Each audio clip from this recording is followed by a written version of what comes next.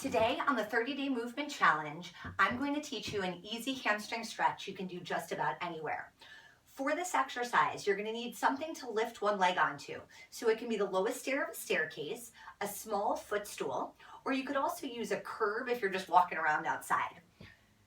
So I'm going to square off towards that object and I'm going to lift one leg, placing my foot on the elevated surface.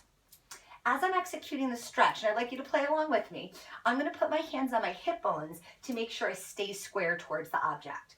So I'm going to set up my best posture, and I'm going to maintain neutral from hips to head, and then just hinge forward at the hips to come into the stretch. Now, you keep stretching, taking 4 or 5 deep breaths. Now, as you're identifying the hamstring, if you're not familiar with it, it runs from your sit bone at the base of your pelvis, down the back of your leg, just past your knee, where it overlaps with your calf muscles. So when I hinge forward at the hips, I'm pulling my sit bone away from my knee, lengthening the ends of the muscle. All right, I think that's pretty good. Let's switch to the other leg. All right, so I'd like you to do this side in the same good form you just used, but I'm going to go into the stretch again and show you a common error that we see. Instead of tipping forward, especially if you're really tight here, it can almost feel torturous. Instead of going into the hinge, a lot of people round their spine, to reach down towards their leg.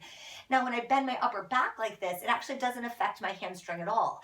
Nothing about spinal flexion is moving my sit bone, and it's really about the pelvis tipping forward that's going to bring me into the stretch.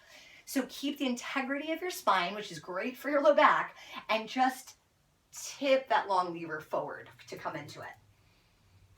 All right, after a few breaths, you're going to slowly rise out of the stretch and you're done.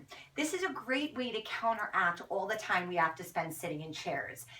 After I've told you where the hamstrings are, it's easy to imagine the burden they have all day being smushed against the seat of your chair. So this is a good way to release any adhesions or tension you have in the region. All right, I hope you enjoy and can work this into your daily movement habit. Have a great day.